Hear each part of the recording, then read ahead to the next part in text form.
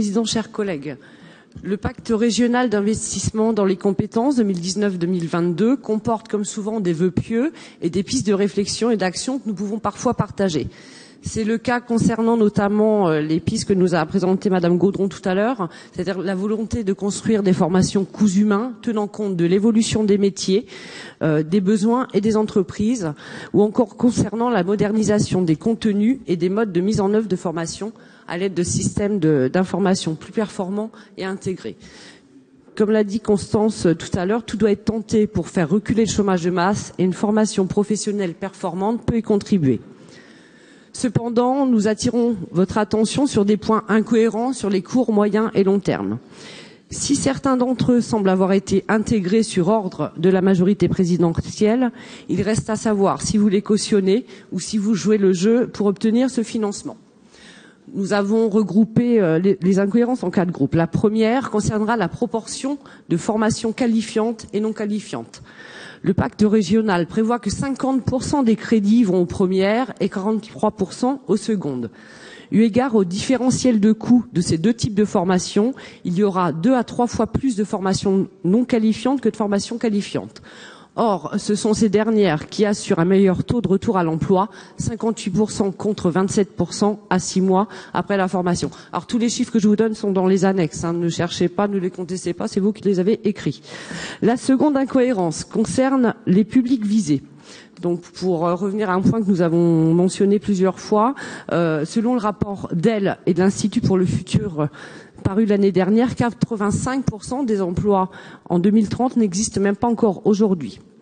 Les mutations économiques à venir font que les niveaux post-bac d'hier ne seront pas adaptés à l'économie de demain. Par exemple, dans le secteur d'avenir du numérique, le métier qui connaît la plus forte progression est celui d'ingénieur informatique. Le niveau d'études pour cette profession est pour les 2/3 des salariés supérieur à la licence. Ces derniers points démontrent que limiter le pacte régional aux personnes peu ou pas qualifiées n'a aucun sens.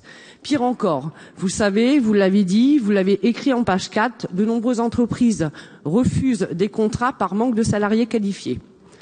Revenons au numérique. La région Centre-Val de Loire accuse un retard conséquent dans ce domaine d'avenir. Avec 14 000 personnes en 2018, le numérique ne représente que 2% et quelques des emplois salariés de la sphère marchande contre 4 à l'échelle nationale. On apprend dans ce rapport que le programme national prévoit 10 000 formations au métier du numérique. Vous admettrez que nous, dans la région centre, avec 14 000, on est déjà mal lotis. Donc, lancer un grand programme de formation avec seulement 10 000 places, ça paraît un petit peu léger. Troisième incohérence, elle va concerner les métiers en tension. Vous vous évertuez. C'est vrai qu'il y a un énorme travail qui est fait pour soigner les causes sans vouloir régler l'origine du problème. Dans ce pacte, pour pallier les difficultés, vous mettez en avant, comme à chaque fois, la multiplicité des trucs et des bidules, sans vous poser la question qui fâche, pourquoi n'arrive-t-on pas à répondre aux différentes demandes d'emploi? La réponse est pourtant là, sous vos yeux. C'est cette gouvernance trop complexe, ce trop plein d'organismes, de dispositifs qui se chevauchent et se superposent, qui sont un frein à l'efficacité. À tout cela s'ajoute votre soumission à l'euromondialisme, dont l'une des conséquences a été la désindustrialisation massive à laquelle notre région a payé le prix fort, et ses effets dominos sur d'autres domaines, emploi et abandon des zones rurales, n'en déplaise à Monsieur Roulet.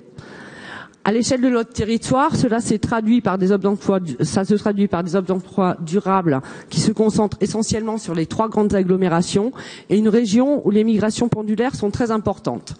Vous ajoutez à cela des ingrédients comme le racket fiscal et en particulier celui des automobilistes et vous obtenez des métiers en tension. Vous soulignez à de multiples reprises le manque d'appétence des publics moins qualifiés vers la formation ou certains métiers. Nous vous l'avions déjà expliqué en vain. Nous espérons que la mobilisation populaire de ces dernières semaines contre votre majorité présidentielle vous aura permis de comprendre une chose. C'est que les Français, les classes laborieuses, savent lire, écrire, voire même réfléchir. C'est peut-être surprenant pour vous, mais la réalité est là. Ils n'ont donc pas d'appétence, à juste titre, pour des formations ou des métiers peu qualifiés, trop souvent à temps partiel, qui ne leur permettent pas de vivre, mais trop souvent uniquement de survivre. Enfin, la 4e incohérence, et c'est bizarre, jusque-là, personne n'en a parlé. Donc je vous invite à l'annexe 5, page 180. Vous allez comprendre pourquoi. Là, on accorde une place encore importante aux formations savoirs de base dans ce plan. La question est la suivante. Pourquoi on s'évertue à mobiliser des crédits pour ce type de formation alors que ça ne marche pas? Ça n'assure pas un taux de retour à l'emploi efficace. La partie est donc dans l'annexe 5, page 180. Là, on apprend qu'en 2017, la région Centre-Val de Loire aurait accueilli plus de 7000 primo-arrivants. Si l'on note les primo-arrivants pour motifs économiques et les étudiants, le solde est à peu près de 4600. Chiffre qui doit correspondre dans l'ordre de grandeur aux actions de savoir de base financées dans ce pacte régional.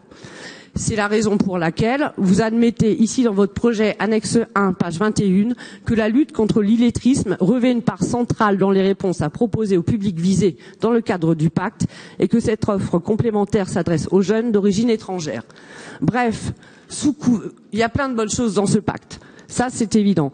Mais sous couvert d'investir dans les compétences, une part de l'objectif de ce pacte régional consiste à la formation des immigrés clandestins et non aux Français qui les financent pourtant avec leurs impôts. Lisez, page 21, annexe 1. Nos 6 millions de chômeurs et nos 8 millions de pauvres attendront leur tour. Pour finir, puisque ce pacte régional constitue une ressource de financement supplémentaire dédiée à la formation professionnelle et donc à l'employabilité, notre vote sera positif. Mais vous l'aurez compris, nous ne cautionnerons en aucun cas le caractère très inégalitaire, donc un plan au profit de certains et non à destination de tous. Et juste pour terminer, une petite anecdote. J'ai quand même été très étonnée d'ouvrir un message dans ma boîte mail hier, à peu près à cette heure-là, qui m'annonçait que nous allions signer donc le pacte, le pacte régional. Vous parlez sans arrêt dans cet hémicycle de démocratie. Alors, de grâce, un petit peu de courtoisie envers la démocratie. N'annoncez pas les résultats du vote avant que les débats aient eu lieu et avant que les rapports aient été votés. Je vous remercie.